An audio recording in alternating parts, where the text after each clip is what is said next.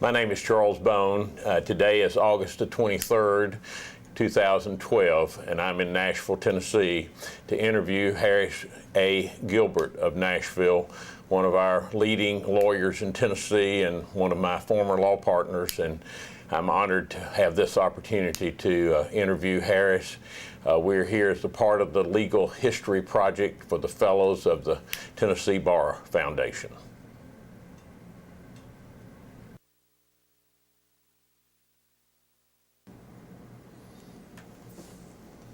Good morning, Harris, and thank you for being with us this morning. We're at your office here at 2525 West End in Nashville, and the offices of Wyatt, Tarrant & Combs, and look forward to our conversation. So let's start from the beginning. Tell us when you were born, where you were born, who your parents were, and something about your early childhood life. Well, I was born in Nashville, Vanderbilt Hospital. Having gone very far from it, 2 blocks away. 1931, Halloween night. My parents were Charles Gilbert and Frida Hirsch Gilbert. My father was a criminal court judge at the time. And my early years were spent going from home to home in Cherokee Park, because the rent got raised every year, and my father at that time made a rather modest salary as judge, and we just kept moving. And tell us where you went to grammar school, high school. We'll go to college in a minute, but tell us about your early school. I went to Woodmont Elementary School, which is now Woodmont Playground, over on Estes. 2 blocks from where I lived. I walked to school every day. And in the eighth grade, I shifted to Duncan Prep, which is the site now of the Vanderbilt Gym. Again, 2 blocks away. And the Vanderbilt bought the property from Mr. Duncan, who was getting up in age, and it was really a good school. It was run like an old English boys' school. If we didn't do something right, we got whipped. I mean, you take off your belt and go down and to the basement and give you 10 licks, and everybody listen, count on me if you could hear them count, 9, 8, 7. And so, I mean, it was not the public school system of what we see today. And tell us just a little bit about the neighborhood and about Nashville in the 30s and early 40s. Well, I remember a few things, like maybe when I was 6 years old, the Cumberland River froze over, and everybody went down to either slide or walk or what have you across the Cumberland. And while I was down there, I remember something I'll never forget, a line of about 200 men. This was 1937, I think, and I didn't know what it was. I asked my father, he says, it's a bread line. I said, what's that? He says, these people don't have anything to eat. And then it had to stand in line for bread. I don't know who was dispensing it. Never will forget the look on the face of those men. Nashville was really, it wasn't fair to say backward, but they wasn't progressive in the 30s. It was just getting going. Nashville had a number of things that had to be overcome. The rivalry between the city government and the county government, a great expenditure for separate governments, my opinion of many people, and I didn't know what to make out of it. World War II came along, and of course, being a young boy, I thought all the time of being some type of daring soldier. I did have 3 or 4 uncles who were in the service. I had one who was a major and later lieutenant, later a colonel in the MacArthur's Air Force, the 8th Air Force, and he was 52 years old, volunteered to go. And they didn't want to take him, and he was a friend of Senator McKellar, and McKellar said, I think you'll take Mr. Gilbert. He made a special call. He said they sent him down to Coral Gables, Florida for training. He had 6 months in intelligence work, and he was quite a man. He was a Vanderbilt Law graduate, honor graduate, 1916, I think.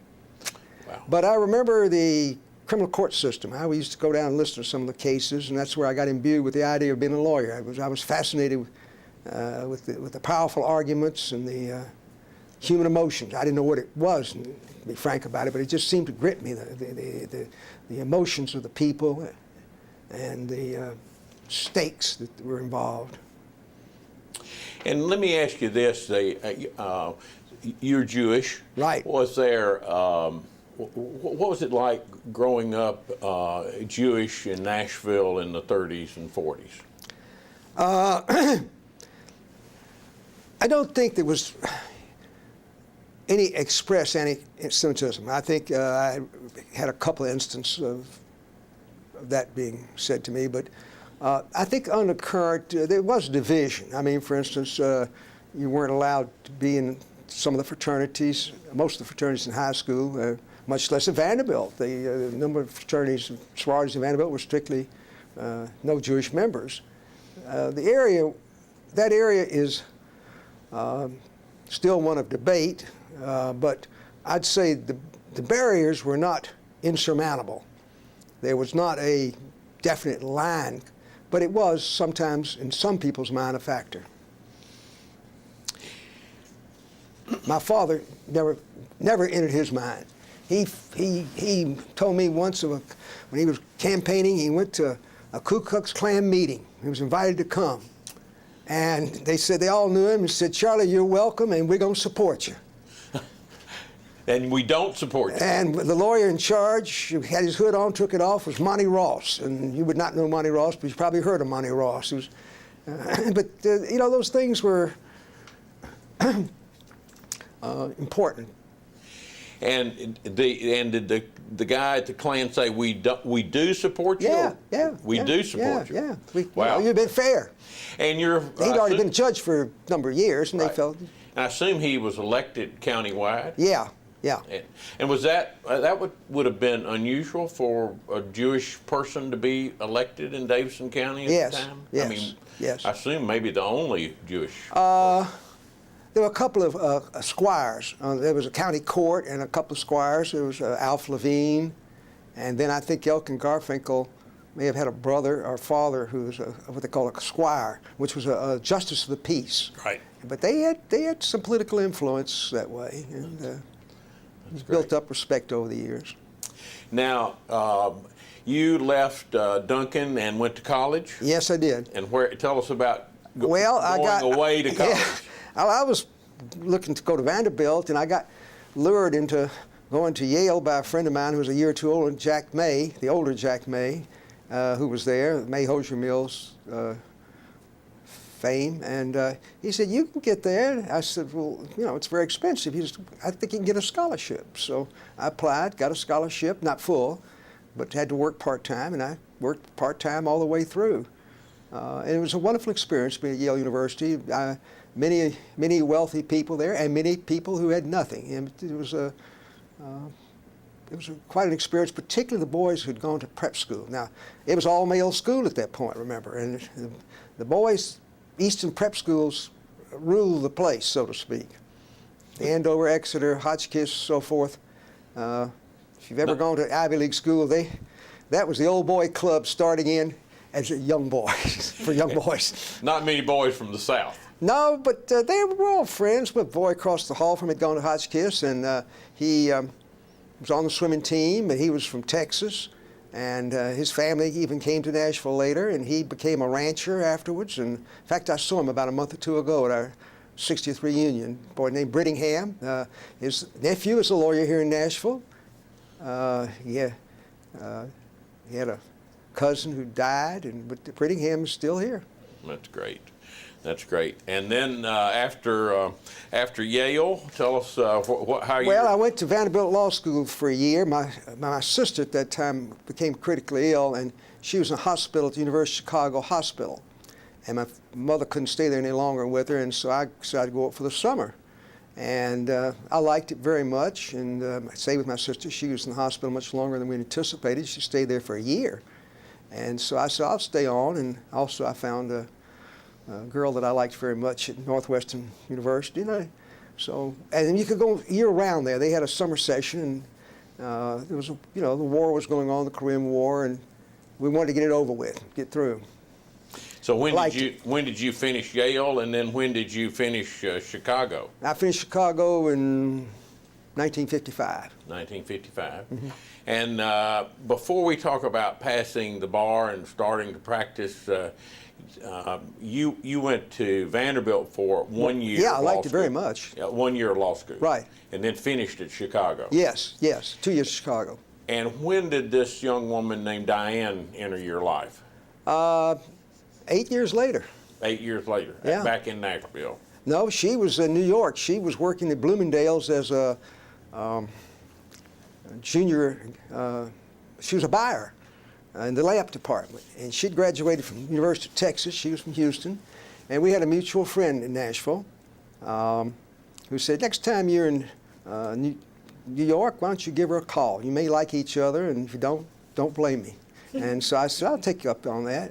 And about a month, she wrote both of us, or she wrote her and told me about it. And then I had a dear cousin who died of leukemia, and I went to his funeral, and I had called Diane that day and asked her if she was a free Friday night. She said she was. So, it's a mixture to go to a dear cousin's funeral and night later meet the woman that you marry and spend 43 years with. And what was Diane's maiden name? Diesenberg. All right. And when did you all marry? December 29, 1963. Okay. So you'd been practicing law for several years. Yeah, then. thought I was really doing well, but we got married. I wanted to get married that year. I was nuts those days on tax advantages, I figured we'd get advantage. The married couple got the advantage and the single didn't. She was making more money than I did. I didn't realize that she'd been married 3 or 4 years. You're supposed to be making real big money in practicing law. And I would never dream of asking what she was making. And I don't think she had nerve enough to ask me. But she was making more money than me. She was really good at interior decorating. Lamps were her specialty. That's great. Now, while we're talking about Diane, and so many of us in Nashville loved her so much, tell us about when your children were born and who they are, and then we'll start with the law. Sure. My oldest child, Jennifer, was born a year and a half or so after we were married, and she's 47. She lives in Cambridge, Massachusetts. She went to the University of Pennsylvania and then decided, yes, it was good school. But she wanted to do her work in affordable housing, and she made a deal. I don't know how she did it, but she got the registrars at MIT and Northeastern Law School to agree that she get a joint degree in city planning and law. And she graduated and she passed the bar, and she is a lawyer, but she doesn't practice. She uses her field is affordable housing, and she has done a lot of work for many of the housing authorities. And in the Northeast, there's a surprisingly large number of not-for-profits that own apartment houses and developments for people with lower income. And she's really nationally recognized She's as a real good authority in yeah, that area. she's done four good projects here in Nashville. She came back and worked for 2 years for MDHA and loved it. And she did a great deal of the work for the Vine Hill homes, the Taylor homes, I believe John Henry Hale, and the Sam Levy homes. And she became she's very talented in that work. I have a son who Harris, who lives here in Nashville and lives in Cherokee Park, of all places, bought a home 2 doors from where I was born. It seems this family just stays in ruts around Nashville, but they're good ruts. And he has 2 children who, he married a girl also from Houston, who also went to the University of Texas, and who also was a finance major. So, figured out. Right. And so you have 2 grandchildren? I have 2 grandchildren, 9 and 7. They both go to university school here. Great, great. Well, let's then shift to going to work. And you passed the bar, and I think in 1955? I passed in 55, and the firm that I was going to go, I thought I was going with, had told me they would have a place for me. the head man, who was really one of the real top lawyers in Nashville, named Will Norville. He wintered in Naples, and he came back. He told me, he said, "We just don't have a good place for you at this point." And he was getting older and getting depressed. And so I just started looking and didn't know what to do. And I happened by accident to go to the office of Barksdale, Hudgens, and Osborne. I went to see Mr. Hudgens about a case he had pending in the Sixth Circuit, and I had a friend that wanted some assurances regarding it, and I say assurance, give him some kind of a pep talk, it was going to be okay. And they said, "Why don't you come up here and find something else?" Fine, and they made me a deal, which was very good for the time, $150 a month, plus 50% of whatever I made, and that was it. And they did a lot to make sure I made well. They were all three great mentors, different as can be. Barksdale was a very conservative man, a trust, a state lawyer, and corporate lawyer. He represented some of the major companies here in Nashville, as well as the Mars candy interest, one side of it, so to speak, and was one of the most honorable men I ever met. And a very fine chancery lawyer. He'd been a clerk in master's office for years and before he went private practice. Ward Hudgens had been a former U.S. attorney. And Tom Osborne had been a former U.S. assistant attorney, as well as assistant metro attorney. Been a metro attorney.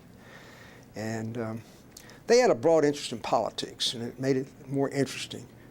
I had, of course, political leanings, but I wasn't interested in getting involved. But they spent all day long. Barksdale kind of stayed out of it. Hudgens and Osborne were always into some aspect of politics. Very involved. Very involved. Where were your offices there? Nashville Bank and Trust Building. Okay. We had 13th floor right next to Northwestern Mutual. That's great. And how long did you stay with that firm? Well, it kind of morphed. We went on, and Mr. Barksdale died, and Mr. Hudgens died, and Mr. Osborne died. A very tragic death, extremely tragic. And I partnered with Richard Frank and Mike Milam and 2 or 3 others, and we picked up the pieces as we went. And tell us about some of your early cases. What kind of cases did you start with? Everything, anything, whatever I could do. Whether it didn't make much difference to me whether I made any money out of it or not. I want to be doing things. And Mr. Barksdale had a case in the Sixth Circuit, a tax case, and he was on appeal. The government appealed it. He won it for a real estate magnate here named Mr. Pritchett, and the government appealed, and he wanted me to go up and argue it. I said, "Mr. Barksdale, I don't know that I know the field well." He says, "Don't worry, you'll be all right. Just take this brief and stay with it." And listen, said, "Those guys up there, they don't know much about this case. See, the tax work kind of baffles judges," he told me. "And just keep it simple and just pretend like you're talking to 3 people who are all your mother." But it so happened that one of them was a female named Florence Allen, the first woman circuit judge in this area of the country, maybe one of the first 2 in the country. And he says, just talk like you're talking to your mother. Well, I went up there a day and a half in advance because I wanted to be sure. I was scared to arrive the next day before. And I was ready, and I won the case. I was really surprised. They were obviously in our favor at the time, and the government lawyers were struggling. And they'd read our brief, and I just came home very elated, and about a week later, I got it's a reported opinion. And how old were you when I think I was 24. Wow. Or 5, maybe. What great. And did they rule from the bench? But essentially, I mean, you could tell it was where it was going. I mean, you know, you don't have to be a Nostradamus to predict that sort of thing, the questions. And the Sixth Circuit then, I don't know what's like, they were not easy going. They were tough and pointed questions, and if they didn't like your argument, I've seen it on several occasions, they just turned their chair around. Simon and Allen and one or two others, their custom was if they think that you were just wasting their time, they just turn the chair around. Well, you try arguing to a chair, you don't win. You know what's up. That's a tough signal. Yeah. I then had several cases here of one sort or another, and by 1960, 59, I guess it was 59. I was having lunch out at the Colmere Club on a Saturday, and Ben West was there. He would come, all various politicians, my uncle. I think my father was there too, yes he was, and some others. And Ben West got talking about how he was taking a licking up in the state legislature. He said, I've had it. I've just had it with it. He just won't even compromise. He won't give it. The state was ruled at that time in the legislature by a group of really able people from the rural districts around here, I.D. Beasley and Jim Cummins and those, and they made sure that the state tax money was going to the rural areas and not going to Nashville. Nashville was getting squelched, as was Memphis. And the Republicans were also being squelched. I mean, the Republicans who had gained a great deal of footage, let's say, or traction in East Tennessee, or maintained that traction, I should say. It always been Republican, but increased. That was where the population was going because that's where the industry was going. Nashville didn't have industry. We had textile plants maybe, but we didn't have any industry. Nothing like Alcoa or Eastman Chemical, Eastman Kodak. Those were powers. Anyway, they didn't have representation in the legislature. So West Let me interrupt 1 second. Sure. And say, who was Ben West? Ben West was mayor. Great. I'm okay. sorry. The mayor of Nashville. Yeah, he was the mayor of Nashville. This is before metropolitan government. That's right. All right, go ahead. So, And Briley was a county judge, and two powerful, very able men. But Ben West was mad, and he had a temper on him. And he said, I'm going to get him. I'm going to get these guys. I got to go and get in this federal lawsuit. And does anybody here know anything about Cold Grove versus Green? Well, I looked around, and nobody said anything, so I figured I had a chance to speak. And I said, well, I do. And I was that time 28 or 9. I'm not sure which, one of the two. And I said, I do. I studied the case at length. I had a professor who was at Chicago who had been Frankfurter's law clerk when Cold Grove was decided, and he just drilled us on it all day long, that there's some things that the federal courts will not take jurisdiction over. The courts are not suitable to handle certain types of cases, and if it's a political question, they should refrain. That's the basic thing, basic doctrine of Cold Grove. But Cold Grove wasn't decided quite that way. And actually, 4 judges thought they should have taken jurisdiction, but there wasn't time to do anything. The 4th judge was Justice Wiley Rutledge, and he said, there's not time to do anything about it, so we must defer and stay out. This became the case in which Frankfurter enunciated the doctrine it was a political thicket to get into reapportionment and redistricting. And as we know today, and as evidence is so much this past year or so, in every legislature in the country now, it is a political issue. It's a political fight. And at the same time, the courts were going to accord the voters some chance to break the stranglehold or break the noose that was around the city, so to speak. right. So how did So that, he employed me. Tom Osborne started the case with several lawyers around the state. Captain Chandler from Memphis, Hobart Atkins, who represented the interests of Guy Smith over at the Sentinel in Knoxville, and Haynes Miller, a cousin of Judge Miller, I believe, is the first. I'm pretty sure they're first cousins, and they started the case, but Ben West put the power behind it. He got the Planning Commission of Nashville to produce the charts, the statistics, the documents. He paid for the paid legal fees. He got the Planning Commission's head to say, we're going to show concrete, the absolute link between malapportionment and higher taxes for the city, which they don't collect anything, we don't get the share of. For example, one of the bigger taxes in the state was the liquor tax. 4 counties, it was wet, 95 dry. All 99 counties, or I believe it was all 99 counties. I forget the number. Maybe it's 95 counties. 95. Yeah, it was 91 wet, 91 dry, 4 wet. 95 counties shared equally in the liquor tax. I mean, things like that. It was, I could keep going on, but they had to break it.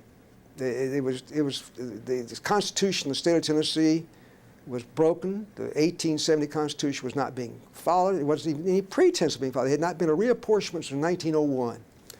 And so it was obvious that nothing was going to be done. And the cities and I should say the 4 major cities and the Republicans were going to get the short end of the stick from here on. It would still be getting the short end of the stick if it hadn't been for the Baker versus Carr decision. So you were I was hired with Osborne. Osborne and Mayor West had been on the out, sort of, but he said, "You keep an eye on Osborne." I said, "Okay." He said, "I want you to be in there, and I want you to help do the legal briefing." And I said, "I understand my role, and I want you also to work with the Planning Commission and get the documents that you want for filing." And what we did was something that may not be quite what you read about in the textbooks. We put everything we had as exhibits to our complaint, because we knew we were going to be faced with a motion to dismiss. We put everything. We had a state historian give a complete history report showing how it had been beaten down for 60 years. Not a single time had anybody even recognized a change to be made in the apportionment of Tennessee, redistricting of Tennessee. And so the major object, what we did, was to load up the complaint with everything we would produce at trial.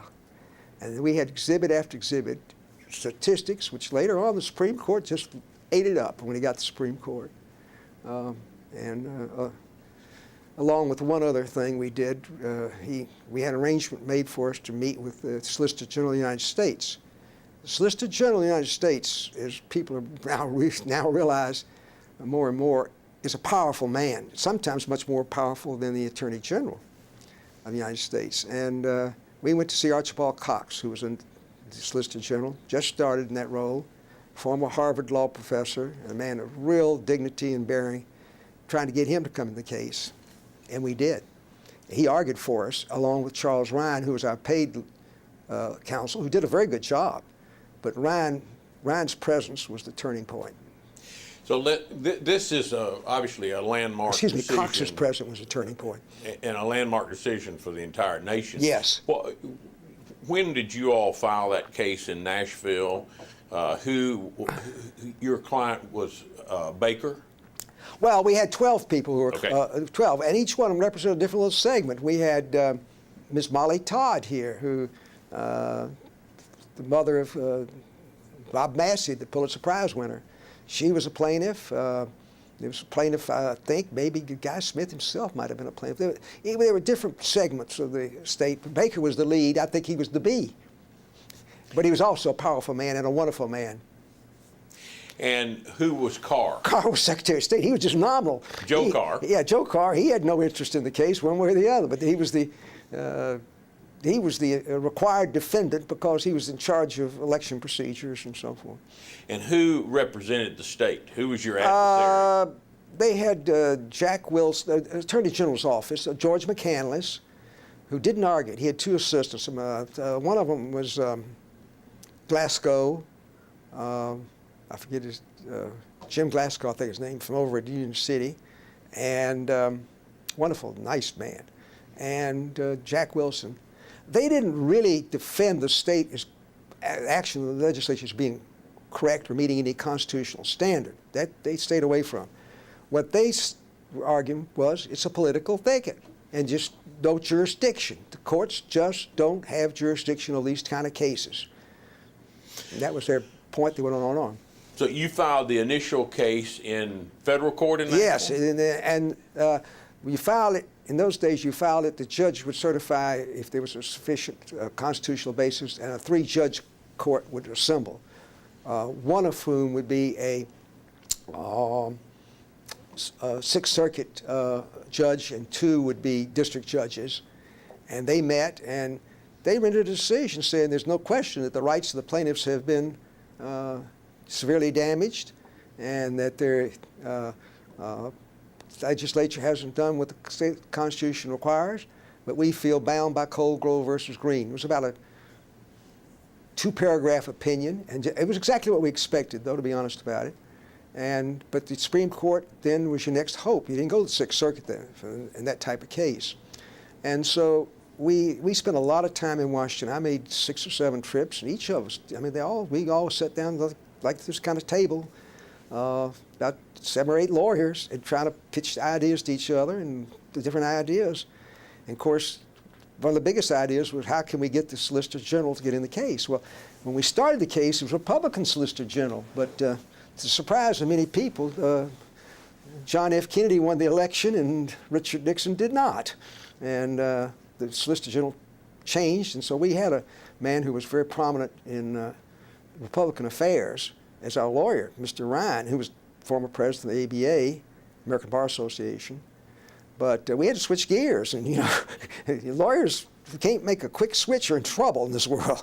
And we decided, well, we really all along knew that Kennedy was going to be the man, and we had John Siegenthaler in the Attorney General's office, was our old friend, and he arranged an appointment for us with Cox. He and John J. Hooker did. John came with us, and John was in his prime those days, and we met. We were supposed to meet Bobby Kennedy, and that morning we sat, but a big snowstorm hit, and he left early. And the little time he had that morning, he ran Averill Harriman ahead of us, and we said, well, we know where we stand. And it was right, though. And we then met with Byron White. Wizard White became Justice of the Court, and he talked to us about 20 or 30 minutes, and he said, well, I understand what it's all about now. But he says, oh, it's Archie's decision, and we're going to give Archie the choice whether he goes in or not. And Archie made the decision to go with it. We spent Tommy Osborne and I spent 2.5 hours with him, nobody else. We decided to keep all the other political issues out, like Captain Chandler, who was a lovely man. And he said, I don't want to go. So Osborne did most of the talking. I chimed in a few times. And I think we made a good impression on him. And the case made a good impression on Archibald Cox. And that would have been in 1960. 1961. Yeah, 61. Yes. Right after the Kennedy administration was in power. After he won in November of '60. Right. And we took with us things that were important, like an article that President Kennedy had written when he was U.S. Senator, saying the shame of our cities, the shame of our states. No reapportionment. It's going to lead to more and more crime, poverty, extra costs, so forth and so on. And when was the case argued at the Supreme Court? It was argued twice. It was the longest amount of arguments of any case in recent memory. You know, they say maybe back 100 years ago they argued it longer, but they went over it, and it was argued vigorously. Some surprises came out of it. Whitaker, who was a conservative from Kansas, was on our side, and he just couldn't understand how the state could be so opposed to this. And state attorney generals who were doing their job. I mean, that was their job. But he just tore into him. And we later found he had a nervous breakdown because he realized that he was transgressing a canon of his mentor, Felix Frankfurter. At the same time, Tom Clark, who first voted against us, we found from the records we've unearthed years later, Tom Clark voted against us, but he read the record, and he wrote the most vigorous opinion for our side, even stronger than the lead opinion, saying this case is so patently obvious that it should be decided by us today, not even sent back to a lower court. Wow. Doesn't need to go any further. Well, I mean, the impact of that decision. Oh, it's changed the entire country, right. And whether it's for good or for bad, I'm not sure. Sometimes I wonder, oh Lord, what have we wrought? I guess who's in the ruling body? Well, and that's so that was 1962, 1963, yeah. And you were building your law practice in Nashville, but you were very involved, I guess, just every day in that I case. was in that case 90% of my time within 2.5 years. And tell me about your work week. I assume you only work 4 days a week, or? You can assume that, but I work 6. Played golf on Sunday. Most lawyers work 6 days a week in Nashville. Yes, they work 5.5 actually. Yeah. Most of them work a Saturday up to 1 o'clock or something like that. But I'd say 70 to 80% of lawyers came in on Saturday. Some kept going that day, and a few would come back on Sunday. But not many would work on Sunday. And one of the reasons was that the secretaries were smart. They just would not come in on Sundays. And how did lawyers get paid? What was were you that was paid by the hour? No, it was paid usually by the it was basically paid by the case, and success was often a factor. Often you'd be paid by the size of the case. You take on an estate, you'd get a percentage of the estate. If it was $5,000 estate, you were looking at a $250 fee. If it was a $300,000 or $400,000 estate, you'd get a lot more. I would say that hourly billing came in about the middle 60s or something when I started. I remember my good friend Joe Cummins got mad one day, was talking to me about it. And he's older than I was, but good friends. And he said, I'll be darned if I'm going to be a timekeeper for an insurance company. I'm not going to file these doggone reports. And I can do what's right, and I send them a fair bill. They never complain about my bill, and now they want me to spend all my time with this paperwork. Well, he didn't know what paperwork was until the 1980s, 90s came along, or this era today. Today, it's legal practice is often stunted, in my opinion, by the amount of paperwork that we're involved in, or paper management. Well, and that's become a real point of a lot of discussion for lawyers over the last 30 years, 40 years, 50 years, really. More and more lawyers are going back to the older, partially the older system, particularly in the larger case. And the companies are saying, look, we know about what this case involves, and we will pay a reasonable fee based on what it normally should take. And we don't want to go through this agony of fighting over the hours. Now, tell me about your law partners. I know the Osborne case, or his situation is especially tragic, but I think, because it's so important in the history of the bar here, I think you Osborne was a remarkably astute trial lawyer. He and I tried a case up in Bowling Green once, and I never remember, I just could not believe a lawyer could leave here and go to Bowling Green, Kentucky, and so overpower the county judge who was on the other side, a former circuit court judge. He just had a great gift of talk and knew how to get right to the point.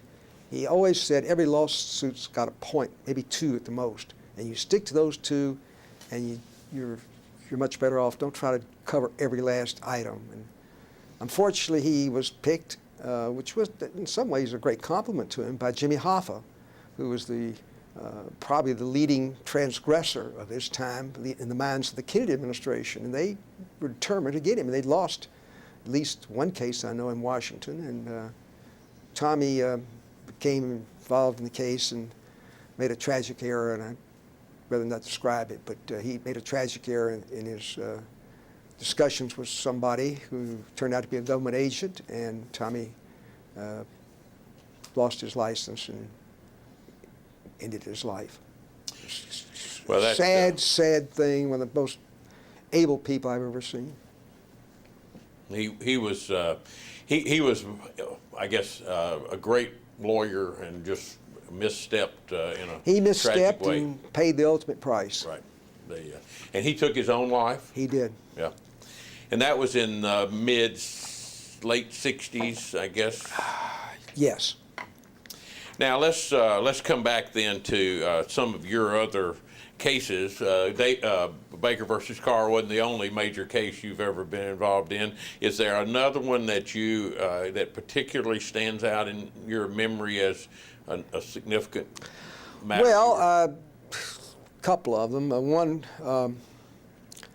would be the Alvin Beeman case. Alvin Beeman was a leading figure in the Nashville business community, a leading early franchisee of Pepsi-Cola, and an early devotee to various car dealerships. How he managed to get started with 3 or 4 competing dealerships, I don't know, but he was good at it. And the man was a very wealthy man and a very lovely man, and he ran into a problem, and a big fight ensued where his daughters felt that he was losing his mind, and the family fell out, let's say. The dividing lines were the 2 daughters, versus their mother and the brother, Lee Beeman. I was asked to represent his interest as not a guardian ad litem, but as attorney ad litem.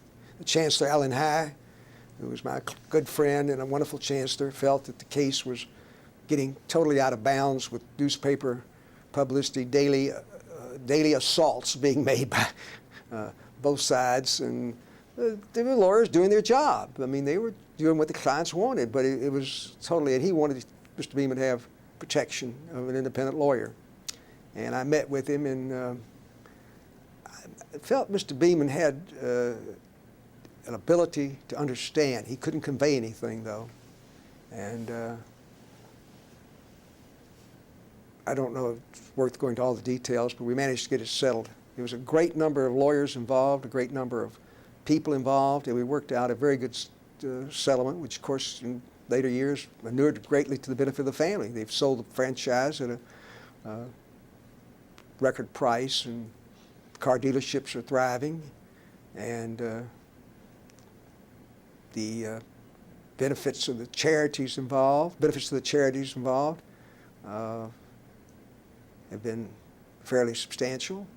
And so it's been a good thing. It shows you that settlements are better than lawsuits most of the time. You know, lawsuits are good for opening salvos, but today mediation has taken over, and I think it's a good thing.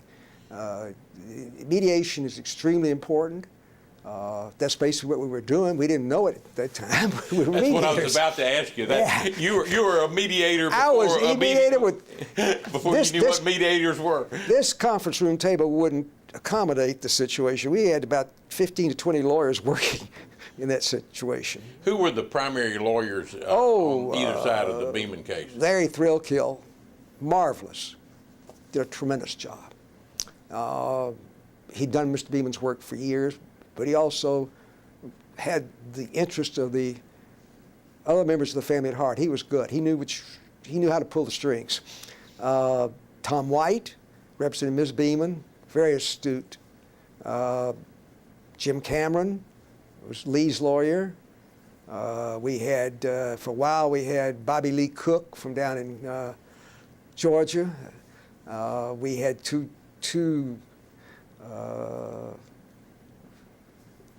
Aubrey Harwell representing one of the daughters. And let's see, what's his name from up in Knoxville? Oh, I can't think of his name. He was a wonderful lawyer. His son became a state representative. Anyway, they had 2-3 state lawyers out of New York who became quite involved. We finally got the basics set, and they came in and almost destroyed what we'd done by trying to over-lawyer it, but we worked it out with them. So you had an all-star cast there to resolve, and you were basically representing the judge. That's it. Yeah. Judge said, he gave me one instruction. He says, I want you to get this case settled. That's all he said to me. And you know what? That's what Mr. Beeman told me. I went to see him. I wouldn't let anybody else accompany me because I figured they'd be accused, and I'd be accused of trying to influence. I asked him, you know who I am? And I told him. He said, I said, what can I do? And all of a sudden, for about a minute, he just I said, oh, God, this guy, he's probably not got it. All of a sudden, his computer started working. He just couldn't get it together. You could see he was wrestling inside. He says, Mr. Gilbert, I want you to get this case settled. I want to get my family back together. Our family should be together. We shouldn't be this way. That was the wisest thing I ever heard out of a client who was in such Isn't that amazing? Yeah, and he understood what was going on. That's great. Yeah. That's great. Well, you've been involved in so many so many incredible pieces of Nashville history. I want to go back just for a moment and ask you to talk about some of the leaders of the Nashville bar that Influenced some of us me? would remember Well, Jack Norman Sr. had a great influence on me. Mr. Norman and my father were like that. They went on. My father took Mr. Norman along and his wife on his honeymoon. They went to Cuba together, and they had been close before and close afterwards. The Carlton Loser, Judge Joe Losa's father was a leading figure as district attorney. He was a powerful, excellent, well versed and competent DA, and gave his assistants a great deal of leeway. But Carlton was always able to stand behind it. One of my mentors was a man that a lot of people wouldn't know, but who people knew anything about election law turned to him. Attorneys generals always turned to him. His name was Elkin Garfinkel. Elkin was a master. He was a bachelor. Just did it all for fun. For him, it was like his poker game. His gin rummy game was politics. And he just loved elections. And I remember when Al Gore's election in Florida being challenged, everything that went on in those early challenges, I'd had instruction years ago from Jack Norman and Elkin Garfinkel how to handle them. I'd been secretary of the primary board here in Nashville, and we had a similar challenge, and we were told exactly how you handle these things, and just get on moving, and you take it, you'll get run over, you're going to get hit and vilified, and we were, but just follow these procedures, it'll be all over with.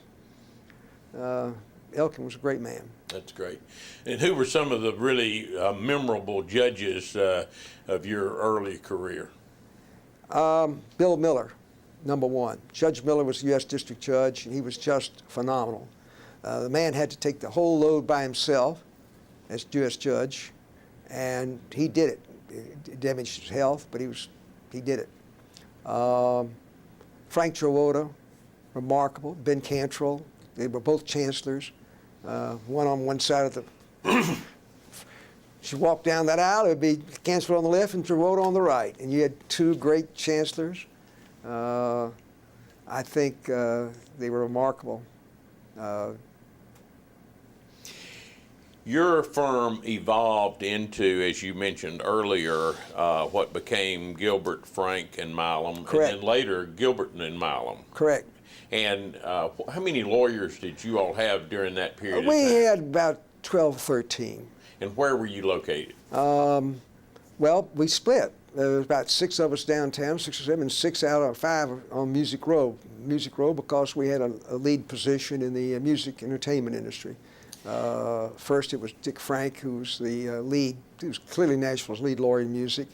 And then, of course, Mike Milam became that role, took over that role after Dick retired. And we had some degree of success. I think we were beginning to feel the pressure to either get bigger or to merge with somebody. And we didn't have the nerve to even to go to any Nashville firm to talk about merging. It just, the Nashville firms didn't merge much. It was not heard of. You worked your way through, like, you know, the Waller firm, they just came along and hired people every year, and you stayed there, and you didn't change firm much. But we didn't have the nerve, but we started getting feelers from people from elsewhere, because Nashville by that time had become everybody's dream. Around the country, they thought Nashville was the place to be. New York and Los Angeles recognized as an entertainment center, the music industry. There was other industries here that were beginning to show great promise. Always been an investment center. And this was, of course, the beginning of the healthcare industry in Nashville. There were 2 or 3 competing firms here in Nashville to start with. One of them was HCA. The other I had some role in was hospital affiliates.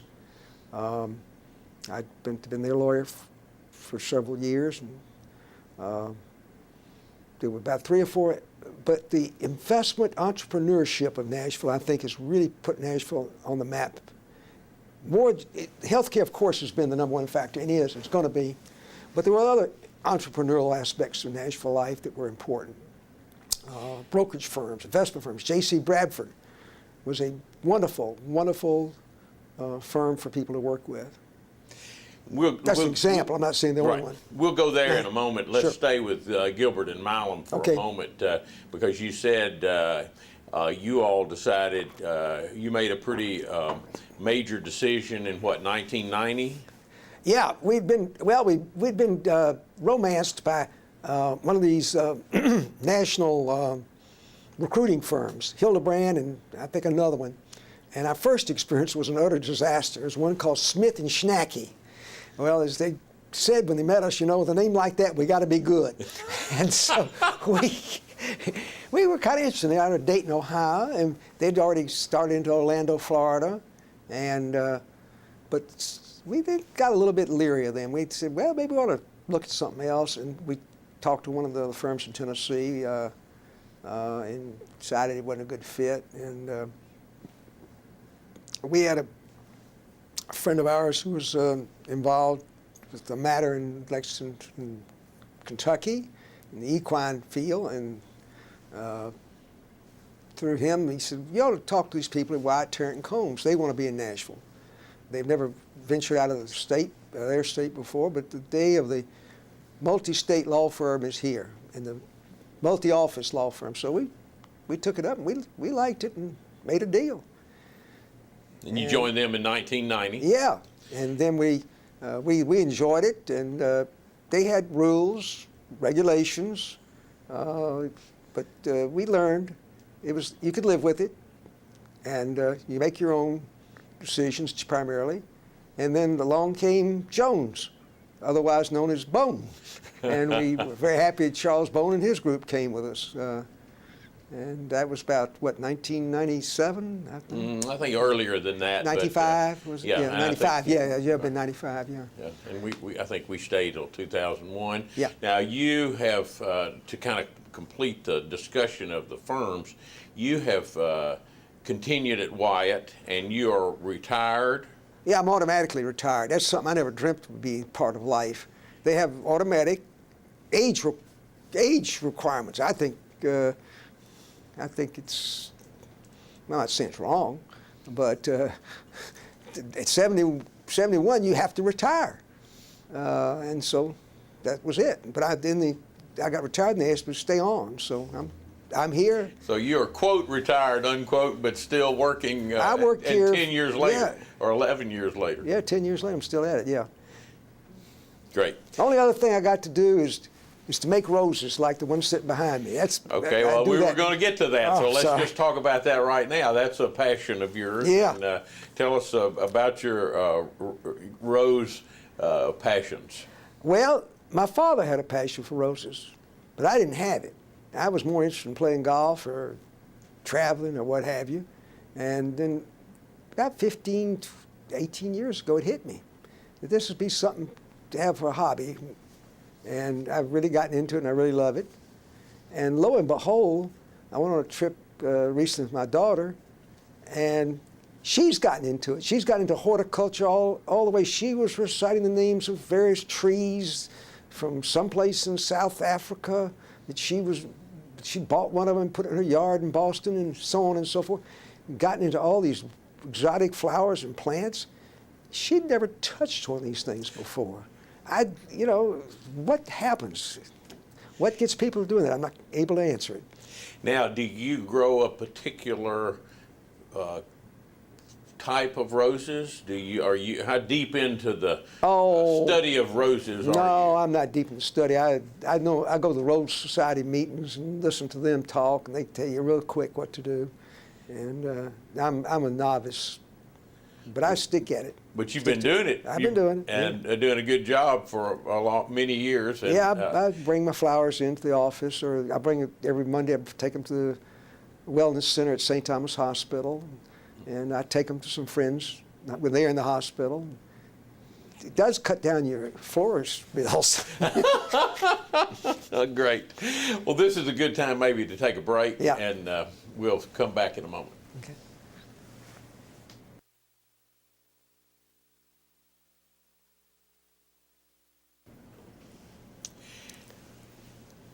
Harris, I'd like to transition now to talk about some of the many activities you've been involved in other than just the day-to-day practice of law. And let me start by asking you why you are involved in have been involved in so many different activities, charitable, bar-related, across the board. Why is that important to you? Well, it was important to me originally. I never spoken about this. I was beset with allergies when I came out of law school, and I got turned down by the service because I had asthma and severe allergies. And I never served, and I always figured I owed something to people here, my community, and this was the way I first got started in many activities. I felt that I was spared the dangers and the deprivation of war, not deprivation, but the deprivation that happens to people during war. And I thought I could do something. Well, most of us would say you have more than fulfilled your obligations there, but tell us, I know you've been involved at the synagogue. Yeah. Talk some about your faith and your involvement there, and then we'll transition into secular activities. I've been president of our temple for 2 years. I'm a Reformed Jewish congregation, the temple here in Nashville. I've been president of the Jewish Foundation, which is very much like the Community Foundation. In fact, it was a forerunner. The Community Foundation has become the mega charity of Nashville. But I spent a couple of years at that. But I chose not to participate in national Jewish activities. That's a different world. And I did not want to get involved in that. I've been involved in activities, board member of the ADL, which I felt very strongly about because I think they protect the rights of people nationwide. I've been involved in the activities of the ACLU because I feel they protect the liberties. At the same time, I've tried to balance the legal aid. I helped start Legal Aid Society here in Nashville, and got the money, and we did it without federal funding. We did our own society. We managed to get enough money to get a full-time lawyer, and we managed to get lawyers interested and started working. And we All right, let me interrupt you because I want to talk about that a lot. But you used the initials ADL. I think there are a lot of people who Anti-Defamation League. Right. So. Thank you. And tell us about that organization, just for well, briefly. it has been a proactive organization protecting the legal rights, more the rights against discrimination for many. In many areas of the country. The rights of Muslims today is a major factor. The rights of blacks, the rights of Jews, the rights of any religious group, and they're been in the forefront of particularly keeping people from being defamed from hate groups. That's the one thing they really got onto a long time ago. Is hate groups are not really part of the American law. Our history doesn't look favorably upon hate groups. It's been wide and robust in our feelings. You have a right to make rather strong arguments and strong positions, but the vitriol and the eventual killings and murder and bombings that come out of hate, we see it everywhere in the world today. And I think it's important that we recognize many of it comes out of language, that fuels it.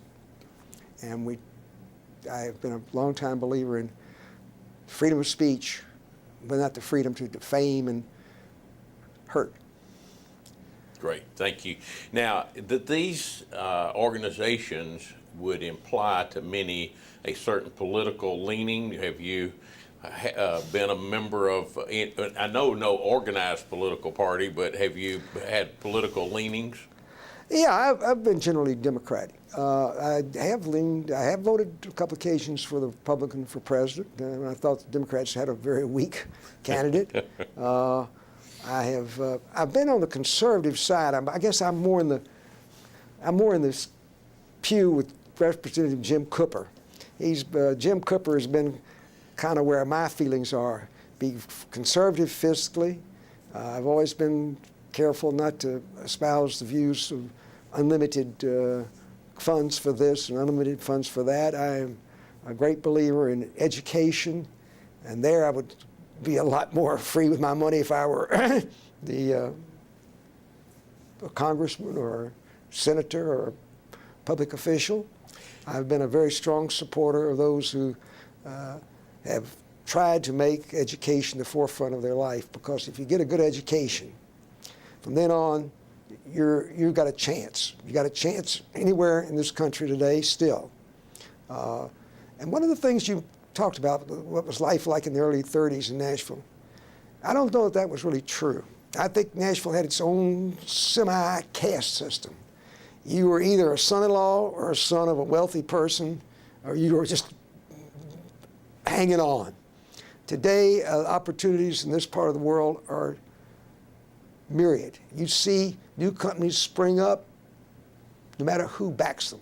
Home Depot, 2 Jewish men in Atlanta figured it out. Google, a Russian and some guy, I forget the other one. They come together with this concept. Facebook, a dropout from Harvard. I mean, all these things, entrepreneurship is still part of the American dream. We have it here in the healthcare business. I got into one of the companies, and the partners who had the money decided to sell it, and everybody came out well. Oh, we'll talk about that. That was yeah. Hospital Affiliates. Yeah, yeah. And your friends, my friends, started that company, yeah. and you were the lawyer and yeah. on the board, right? Yeah. And who were those friends? Let's take a break for a moment. I got a sore leg all of a sudden. Okay. It'll take just a second. Okay. So those friends who started Hospital Affiliates, tell us about. I mean, that was a great story. Tell us that story. Well, it was. They were people that didn't know much about running hospitals. 2 of them were doctors, Irwin Eskin and Herbert Schulman. Irwin's brother, Dick Eskin, who's still active in many things. His wife has been very active, Jane Eskin, in all forms of Nashville life. Statewide life, I should say, Tennessee. And the 5th was Baron Coleman, who was really the only one who had any really business experience. And they came, asked 2 or 3 of us if we would take a very minor position in it, which we were glad to do. And it turned out real well, beyond dreams. It was like something I've thought about in life. You got to take a chance on something, lightning will strike, and go with it. I had the same experience with my wife immediately when I met her. Within 30 minutes, I knew this was the right person for me. And I think that's one of the things that lawyers sometimes get too bogged down in every aspect of their practice. They tend to want it all laid out nice and cold and clear. It's not that way in life. Life is up and down, sideways. You got to take a chance.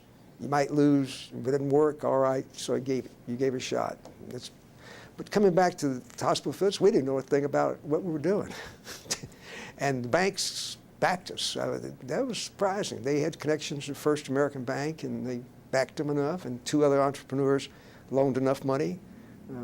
So they had about $2.5 million, and that was good money those days. And so we started, and went around the country and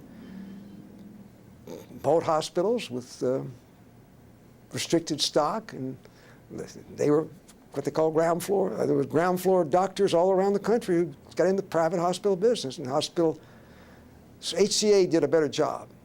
They were much more into connections with the mortgage business, mortgage companies, the leading insurance companies. And if you note, 2 of their presidents were former chairman of the board of major insurance companies. And that's where the money is, buddy. And they knew it, and they were good at it. And Hospital Affiliates never were able to raise enough money to really make the big mega acquisitions. But it did well. And many of the people that are in prominent life here today in this state are graduates of Hospital Affiliates, one being Phil Bredesen. And I worked with him when he started his first independent company. When he left Affiliates, and I worked with him. He was, from the very first moment, I recognized him as a go-getter. He just was a guy who just got things done. There are many others whose name is well known in the hospital field here, Ragsdale, Shelley Krauselman, Charlie Martin. These guys were go-getters, and they got things done. And then tell us, have you been on the board of other public companies in addition to Affiliates? Yeah, but only a brief time. Okay, okay. So let's transition back then to civic and bar association. Did your involvement in the bar start from your earliest days as a lawyer, or when did you become so passionate about the bar association? Actually, I omitted one of our partners in law practice who was very active in the bar, John Wally. And John was an ideal bar person. He went to every meeting, attended every meeting of the Southern bar presidents, and each state he went to for their bar meetings. He loved it. He was dedicated to it, and he got me interested. I kind of not been interested. I had no feeling. I didn't know. Had no reason to be or not to be. But he said, "You'd really like it," and so he got me involved, and then got me on the board. And then by 1994, I became president Of the Tennessee Bar. Tennessee Bar, and I became very interested in legal aid. Before that, that was 20 years before Legal Aid Society. But the bar was something by which you could really make an impact statewide and maybe even nationwide. And we, for example, took the forefront lead to try to save Legal Services Corporation, which services legal aid all throughout the country. And this was one of our projects that we were able to work on, and went to Washington and got Democrats and Republicans both. And I was really overwhelmed with the support we got from people from both sides. It wasn't just partisan or bickering issue. As today, anything is almost an argument. But we had Fred Thompson, our senator. He knew what the ground rules were, that he was supposed to be opposed to legal services. But Fred Thompson had spent years as a lawyer down in Lawrenceburg. And we went to see him when he was really one of the highlights of the party, so to speak, as senator. And he was a rookie, but he said, "Folks, I'll be in there fighting for you. I know what it's like to be without enough money to have a lawyer. I know what it's like to be poor. And I learned that lesson early on, and I'm going to be there with you." And he was. And this is a little told story, but he was fighting one of the giants of his day, Phil Graham, a senator from Texas, who was determined to eradicate legal aid. It's one of his projects. Well, Fred Thompson managed to be one of the few votes on that side of the aisle who stood up, and he took the lead for us. That's great. That's great. And we had good support amongst the other members of the Republicans and Democrats too. So it was not a political issue. It was something that needed to be done. Now then, let's before we talk about legal aid, because I want to spend some time on that. Why is it important to be involved in the bar and the bar activities? Why did you place such significance there? Well, I saw a lot of good, and I couldn't see the downside. I thought the good was that, lawyers are getting vilified all the time, and still are. I mean, we need to be doing something collectively, not just individually, because there are always individual lawyers who took on legal aid, who kept on they didn't know what the word pro bono meant, but they just get work for free. But you need to do it on a collective basis. You need to get people who can do all kinds of things, because the people who are in trouble have all kinds of problems. The cost of legal services has gone beyond that of most Americans. Even middle-class America has trouble being able to afford the cost of lawyers. We don't have Medicare. We don't have insurance plans to pay for our fees. It's a whole different world than, say, in the medical society, world. But we do need to have some basis for people, not universal coverage for lawyers or universal rights, but those who can't afford have to have some place to go to help and get help. Secondly, it improves our system of justice if they have a lawyer who can help. And oftentimes the lawyer will say, "Look, you're wrong. You don't realize it, but this is not legally possible. Statute of limitations has run out. Or there's no cause of action. It may not be morally right, but it's not, maybe not morally right. That doesn't mean there's anything wrong legally, so on and so forth." It takes a good lawyer to tell a person, "Hey, it's terrible, but your time ran out 3 years ago." You know what I mean? So I think the problems, and the other thing that's very important is with the large law firms today, there's very little chance for them to get experience with people who don't have anything. They don't understand the problem of the poor. Some may have been poor themselves or got enough debt to become poor. Debt from their legal education is an enormous problem. But law firms need to be able to train people in many areas. And we've tried our best to get people to go to court who never even been to court. We try our best to get people to take on a criminal case sometimes. And some of the great lawyers of our community did in the earlier days. People like Charlie Warfield, he took on 2 murder cases. I mean, 2 big-time murder cases. Did a great job. You learn from being an all-around person. And it's important to the person who does that work to get a feeling that I'm doing something. You know, I'm really working for something worthwhile. I may be working for DuPont or Cracker Barrel or what have you, and that's good, and they do a great job. But I am also helping somebody. And I tell you, the in-house counsel from most of these larger firms want you to be, they want their law firm to be involved in political or personal, and particularly bar activities. Well, that's such a great statement now. And you mentioned Charlie Warfield. Take us back then to the day you all began to talk about forming the Legal Aid Society in Nashville. Well, who was in that? Who was in the room? Yeah. Well, that was kind of a creature that a few of the lawyers who were prominent of their day thought it would be a good thing to do. And I'd been elected to the board of the National Bar Association, and we had an election. I was not elected president. The president was Billy Howard, who was my classmate at Vanderbilt, and a good friend, and Billy was a good man for it. He was popular and good. And he says, I want you to take over this legal aid thing. And Reba Bolt has been pushing it, and Billy was in the firm. And Reba was quite active in integrating the bar. And Reba was ahead of his time, frankly, in many areas. And he said, I think it's time that we get organized. We, for years, had a man who sat on, it was a man, I got to say that. It was unfortunate, but it was a male-dominated world, and that was some of the problems we had. But they would sit there on Wednesday afternoons, try to take on for 2 hours the problems of the world. Nashville had grown too big for that. We were no longer able to handle it. It had to be organized. And so we started going, and we solicited, we got enough money. We raised the money in the community. And then the federal funding came along, and like everything else, when the big federal money came along, we decided we had to join in. What was the year you all organized the legal aid? I think it was 1967. I'm pretty sure that's correct. And that was, I mean, and is that when Ashley Wilshire? No, we had Walter Kurtz for a number of years. That's right. Okay. Walter, we had John Corbett for a couple of years, but John got sick and retired, if I remember. But Walter Kurtz came in. Walter was a veteran of battle. You know, he'd been wounded in Vietnam, and he was a able, thoughtful, wonderful person for the role. And then I think he became our public defender. I may be wrong. I believe Walter then became public defender. And Ashley came along. And Ashley was just superb.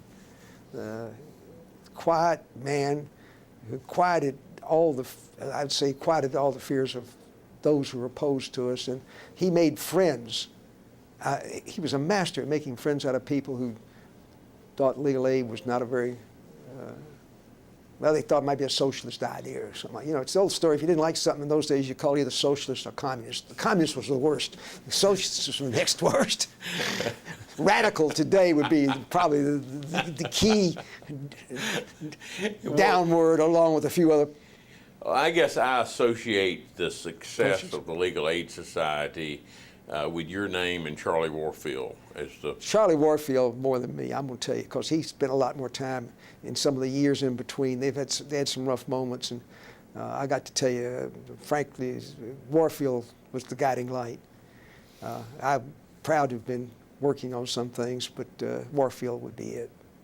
Well, you're very modest. Warfield and Ashley Wilshire. Ashley Wilshire's soft ways, but determined ways, and Ashley didn't fear anybody, and he just managed to make everybody want to help him. And the amount of money they raised, I mean, God, we thought we did something. We raised $20-some-odd thousand, I remember the first time around. And I went to people, didn't know what legal aid was, but they just tried to help me. And I found out the early story is, you know, you just got to ask. You'd be amazed the help you get. I went to see Mr. James Bass Sr., and he was so glad I came to see him. And he said, I want to help. And he says, tell me, what did Reba contribute? And I said, Mr. Bass, I don't think I should say that. And he started writing out a check, and he says, is that in the neighborhood? I said, you're right on button. And that was good enough. Now, see, now everybody doesn't know who you mean by James Reba. Bass Sr. is Bass. Right. When you say Bass, he was Bass. Right. And the other man you mentioned Reba Bolt was head of Bolt. Right. I figured I started the big ones. That was one thing I had learned about fundraising. You go where the money is. But I also had some help from a lot of the lawyers, single practitioners who became interested. People like Bob Ziegler, whose work was involved in collection work. Bob was greatly interested, and he got his associate, Herman Lowenstein, involved. And Herman, when he died, left a blithering fortune. And he left enough money for a chair at Vanderbilt to study the issues of legal aid and so on, and he left enough money for legal aid to have a lawyer in perpetuity. Amazing. Amazing one. Amazing. And because he saw it himself. And you're very modest about your leadership role, but there is a Harris Gilbert Pro Bono award every year in Tennessee Bar Association. For the Tennessee Bar Association. Yeah. Well, I'd like to say one other thing. I got interested in the Bar Foundation. And Tennessee Bar Foundation, I saw what great work they're doing. I saw the IOLTA. See, the IOLTA program is, again, you get 6 or 8 or 10, 12,000 lawyers into something. You got a powerful organization, just like our support for legal aid, or just like our support for other things in judicial elections and so on and so forth, judicial selection. The day has come and gone when 1 or 2 people can do the whole thing. It's a combination of people who have a feeling for their society, for their profession. And the Bar Foundation, you know, let's face it was the IOLTA program that gave us the funds. Now, we've had other sources of money that come in, but it's still the bedrock. And whoever thought that you'd be sitting with interest, that you had great support. We had everything worked out until low interest rates came along. But that's not our job. We're not the Federal Reserve Bank. But, you know, it's just important that we have the support of people across the state when they can turn to us and say, hey, I know what you did. Y'all put together a domestic violence, y'all put together money for our domestic violence program or our shelter. I never will forget one time we were talking about a shelter in Scott County. And I said, what the devil are we not? Women's abuse shelter in Scott County. And then I remembered that was the first job my daughter had when she graduated from University of Pennsylvania, was working in a women's abuse shelter. I never realized how important an abuse shelter is for women. I mean, it's part of the change in life in the profession, which of course, not only the profession, but the whole world, women are now considered to be human beings equal. That has been a major change that you've seen. Major in every respect. Right. When you first started practicing law, were there any lawyers, any women lawyers? 2 I can remember. Ms. Lund, who worked in some kind of background role at Bolt Firm, and Ms. Rebecca Thomas, who worked for Judge Albert Williams, she did some legal work, but I don't remember a woman practicing in a courtroom until maybe 1965, 68. Mm-hmm, mm-hmm. It's great. Now, did you ever consider running for public office or being a judge? I did consider running for judge. I did apply for a federal judgeship. When Carter was elected president, he started a system of having councils or a group to interview, and I was interviewed with the local group, and one of the people in that group was your friend Walter Durham. It was a very diverse group. I knew Dean Wade. Dean John Wade was on. I mean, they talk about a blue ribbon group. It was blue ribbon. Right. Far beyond Sasser And they weren't beholden to Jim Sasser. He was a senator then. He was senior senator. And I was one of the 3 they picked, but I didn't make the final. Who was picked at that point? John Nixon.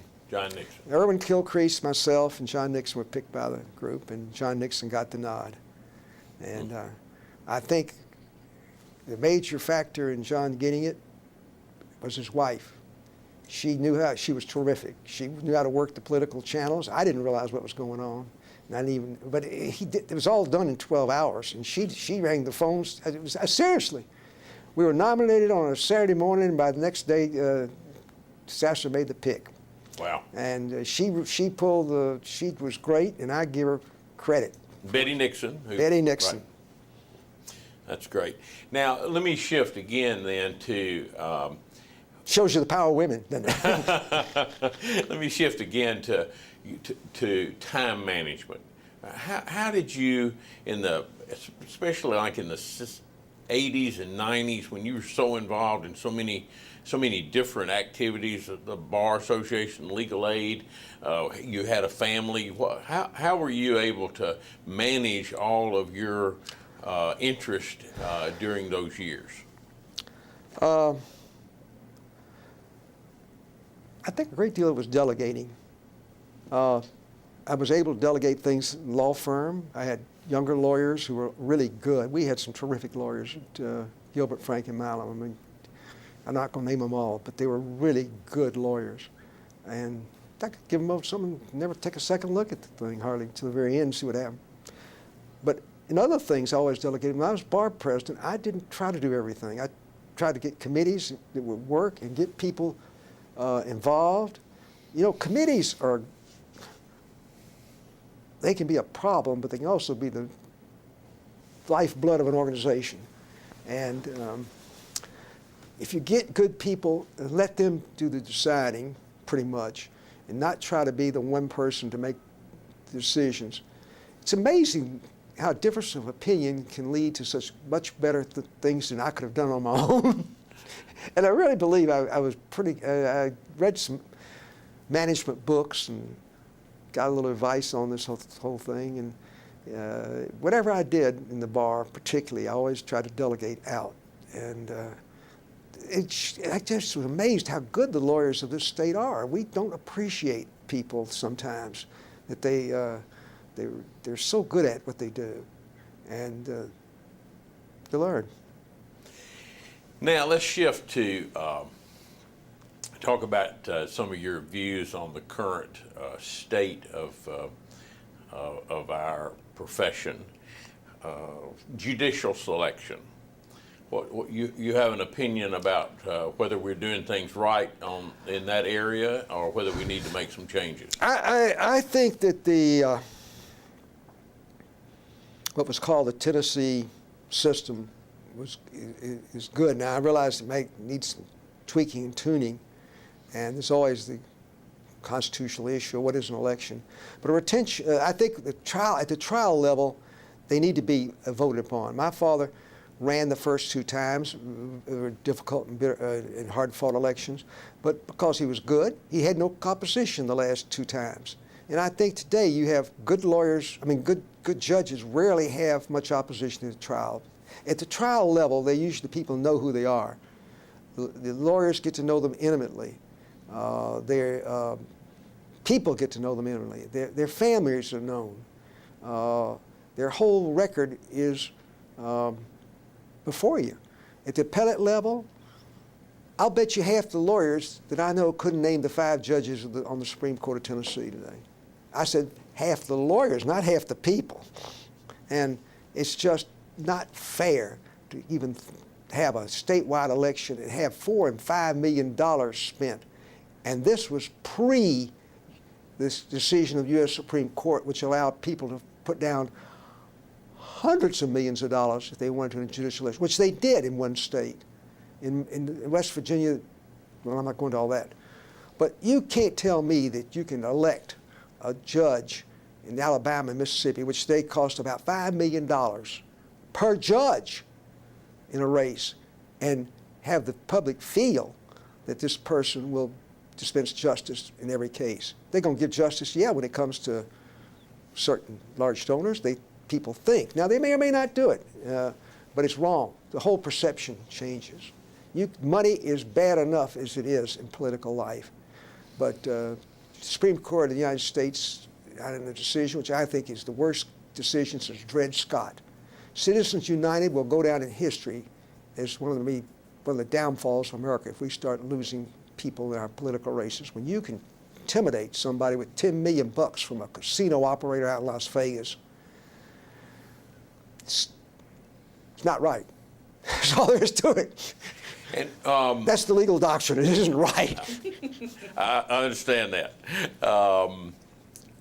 What about lawyers in the legislature? Well, there have been less and less, but I think this last time was probably, I think the figures show they're coming back. Now, I don't know, maybe it's because the Republicans are getting some good lawyers and good politicians begin to realize the lawyers are capable of doing things. But I think it's important for a lawyer to spend a term or two in the legislature if he can get elected, or he or she. Today it's the she's that are getting elected, and they have a pretty good, it helps them in their later practice. And what about the practice of law today? Well, how much time do we have? No, seriously, I think there's a lot of good things going on, and I think I want to look at the positives. For example, the computer, the whole web network, which Howard Vogel was my successor as TBF president, got me to get $40,000 or $50,000 at the time, and we didn't have a whole lot of money to pass around. He said, we got to get started in this field. The web is here. I didn't know what the heck the World Wide Web was, but I knew Vogel was sharp, and I respected him. And he got us started at the Tennessee Bar Association. The technological changes are fantastic. Research associates. You know, today you can give something to a good research associate. You don't have to wait a week, 2 days. They can come back sometimes in an hour. Now, the problem is if they come back in an hour, what about the hourly billing? You know, that's what the hourly billing has its pros and has its cons, and it does tend to maximize the amount of time, and not necessarily the intellect that's involved. I've seen cases where somebody take a file. There was a lawyer that I used to work with years ago. He could take a file and look at it in 30 minutes, tell you 9 times out of 10 how it's going to turn out and what you should do. Now, for that hour, what do you bill? You know, it's high, and I see more and more return. Recently, we had a law firm that said it joined another law firm because they liked their billing system, which emphasized success, it emphasized attention, emphasized innovation. This is the reason that 37 lawyers joined one law firm and not others. That was at least their statement, and I believe it's true. We just can't let hourly billing be the sole aspect of it. I think there's more and more realization from lawyers, whether they're a large firm, lawyers, or smaller firm, that the lawyers have to be well trained today. Many people in my day just couldn't handle anything, much less be all the things they were trying to do. Specialization is the blessing and the curse. It's both. It's like the biblical injunction, you know, you can take the good side of specialization, and that is getting better trained lawyers, got people who understand antitrust and understand every aspect imaginable of tax law, so on and so forth. And that's the blessing. The curse is they may not know much else. They may not know the first thing about divorce work, and they forget about what happens when they write a trust for somebody or don't write a trust for somebody. What's going to happen to this child when they're married? It takes a few times being in a divorce case or being in divorce practice to understand those things. So I think we're better off with those sort of things. We're better off also, I think, with the fact that lawyers are making more and more income. I started, very few lawyers made a good income. It was usually either something inherited or you made maybe one case, you had a big case each year. If you made that case pay off, you were in good shape. Otherwise, you got a hard way to go. But I think that today you really have to make a good income because the debt of so many young people has been the one thing they come out of law school with that stops them from spending more time with taking a chance on things that others, you know, you got to take a chance sometimes, and maybe be a pioneer in a certain field. But you know, when you got $150,000, $200,000 worth of debt, you can't take that chance. Very good. Let me ask you. There's one downside. I want to talk about it. I don't see the mentoring that it used to be. I got mentoring. I could not tell you how fortunate I was with the three partners I worked with to start with, as well as the associates I worked with. I try to mentor. Maybe I'm too old to mentor. I don't know. But I think that mentoring is something that's vital to a law firm's success. It passes on the culture of the firm. It passes on the culture of the community. It passes on a sense of leadership, a sense of responsibility. I mean, that's what you got yourself today. You've got, now that you're the head of a major law firm, you got all those things to do, Charles, enough to keep you busy for a while. Well, it keeps us busy, that's for sure. And speaking of being busy, what kind? You are in great health. Are you still exercising, riding your bike? No, I haven't been on a bike in 4 or 5 months. It's been too hot. I may do it again, but I do exercise most every day a little bit. Now tell us. Walk, swim. What about yoga? Do some of that, but I'm not as good. I'm not as devoted to it. Tell us about. I'd like to go back to it, though. You know. Tell us about the accident you had standing on your head doing yoga. When was that? Several years ago. Actually, the accident I had was riding my bicycle down Belmead Boulevard. Okay. Now, this is probably not known. I hit the only known pothole on Belmead Boulevard. Great. And it was there. What had happened was it was right behind the home of Aline Massey, Mrs. Jack Massey, but Aline's home on Tyne Boulevard and Belmead Boulevard. And whoever dreamt there'd be a good-sized pothole there? Well, the contractor had plugged into the street to get to the water main and hadn't covered it very well. And I hit this pothole, and I went clean up. And I don't know. I never saw the pothole. And of course, had a brain concussion, mild. And next thing I knew, I was sitting in the hospital with one of those little blue things on. What are you reading today? A book called Cyber War. Cyber War is written by Richard Clark, who was formerly in charge of cyber war for the United States of America.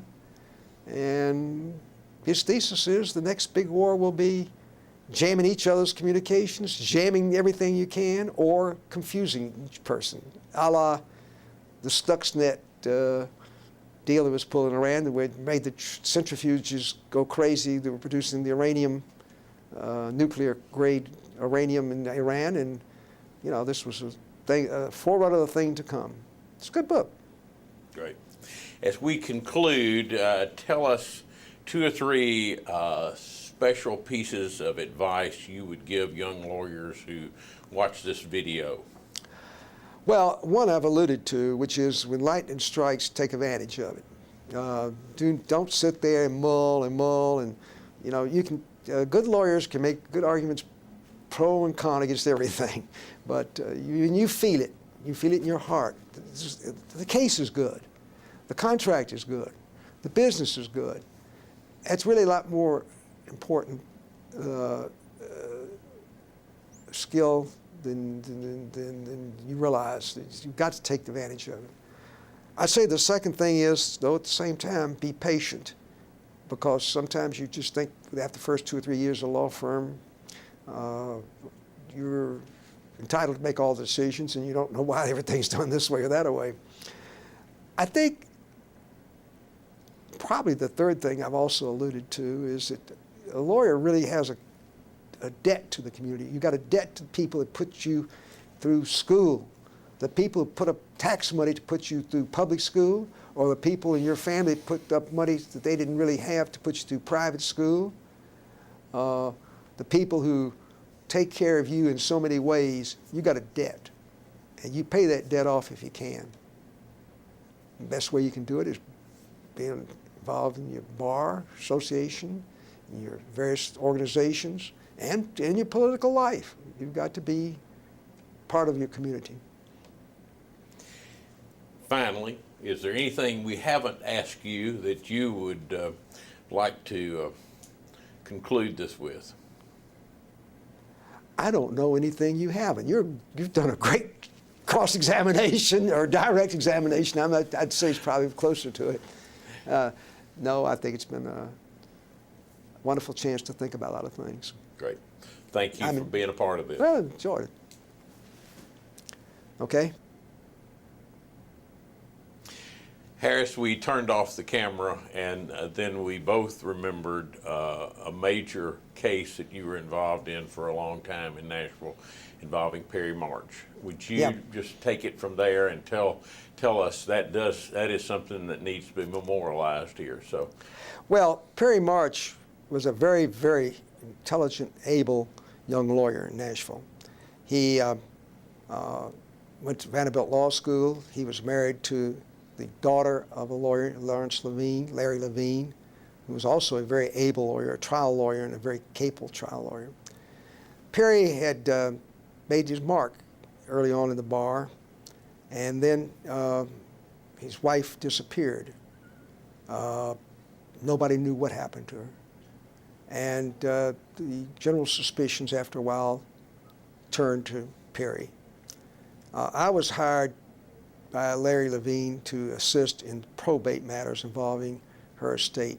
He had given a good deal of funds to his daughter, and he was crazy about her, as was his wife, and the disappearance was not explainable. There was no marks in the house that would show anything definitive. There was no notes. Perry March maintained that she disappeared one night, left home, was going to be gone for 2 weeks, never showed up.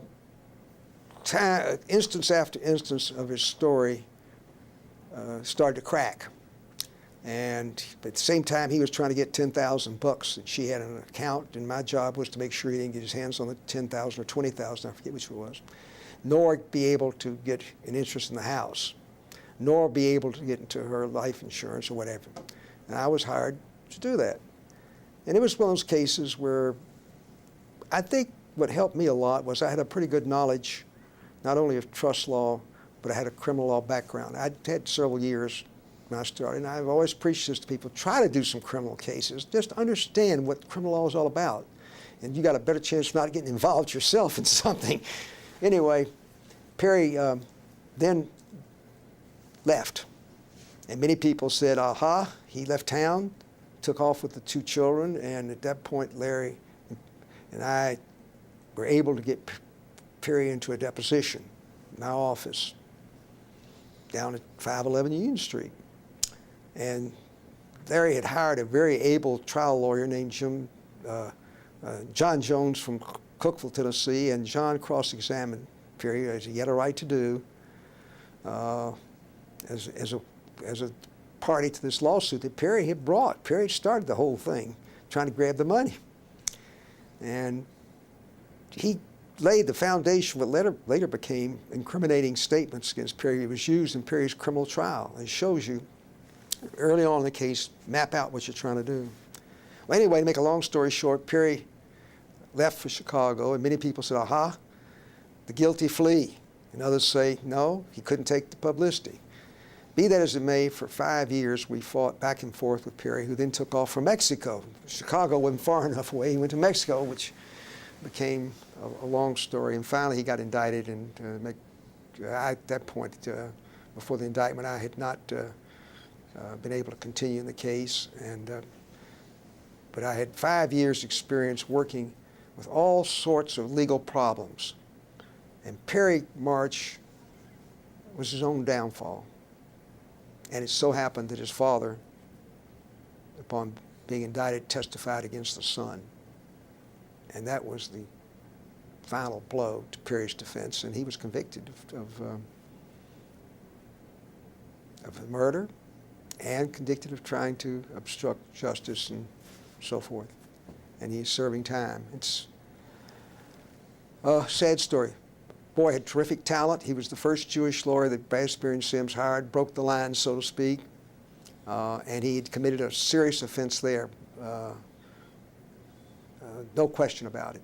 They'd committed a serious offense, but it was nothing in the category of what, it was probably one of the reasons why he and his wife had such a serious disagreement. I'm not going into all the details, but it was the genesis of his downfall. And the Levines were very active in also asserting their grandparent rights? Yes, they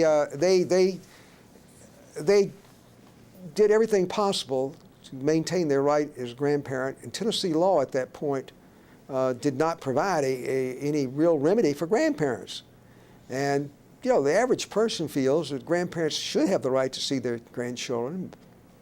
Many people, I'm included, live for the weekend to see my grandchildren. But there was no legal right. And Tennessee law held to the contrary, that parents make the determination. Well, one parent was gone. And the point that Larry kept hammering was, well, one parent is disappeared or maybe murdered or whatever, or died, whatever it be, should have a right to see the grandchildren, visit with them.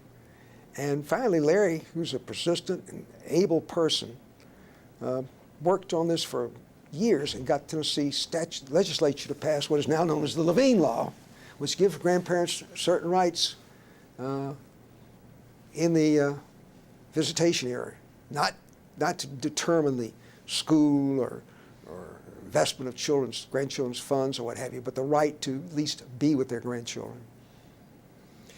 The media was so intense. Talk about how you dealt with the media and what your advice is. My advice to the Levines was, and they've always said it was probably the best thing I ever did in the case, was to keep them from talking. People said, why did Levine stay quiet? And I said, you cannot gain anything. You will cause nothing but trouble for yourself and for your case. There's no need for you to be commenting on this case. And they kept quiet and didn't say a word. It was hard. Carolyn Levine was a very bright woman and a very articulate person herself. And what I didn't want to see them do was anyway prejudice the case if he was ever brought to trial, where they would be accused of having influenced the media, having taken steps to be on television to say he's this and he's that and he's, you know, we didn't want to get the accusations. I said, you want to just let this thing unfurl itself. And I think it was the way to go. Because, you know, all you can do is hurt your case when you become too active in the media today, I'm afraid.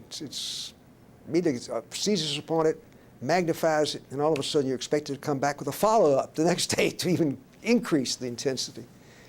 And I think people don't want to see too much of this sort of thing. Same was true in the Beeman case. That was the really serious problem, was that parties had a right to file things in court, but each day it was just a parade of invectives and accusations and counter-accusations. To get to the truth sometimes, we can do a better job as lawyers by being quiet and letting things take their own course. Good advice. Good advice. Well, I'm so glad we turned the camera back on to talk about the March case. Yeah. Are there any others that we have missed now that we ought to talk about? No. I've been in a couple of them I don't want to talk about. Okay. One of them is the Maddox. I represented 3 children, and I don't want to talk about the Maddox case. That's had enough publicity itself. Well, that's another major case in Nashville. I know, but I don't want to talk about it. Okay. All right. It's just enough. Good. Well, this has been great. Thank you. I've been lucky. I've had several interesting ones like it. It really stimulates you. But they sometimes get hold of you, and it's all you think about all night long, what you're going to do with this or that or the other. Hard to bill by the hour when you're doing that. Yeah. When you're awake all night long thinking about it. You know, it's and it's your prime time. You know, if you're going to, for instance, people say, why do you charge so much to go to court? It's your 9 to before time. I mean, a human being can only do so much in a day. And then you see it so much with trial lawyers, and you're off, aren't you? You're not recording me, no. You know, Charles, in my time, early on, the downfall of so many trial lawyers was they got to be drunks. One after another. I mean, really bad, including one in my law firm.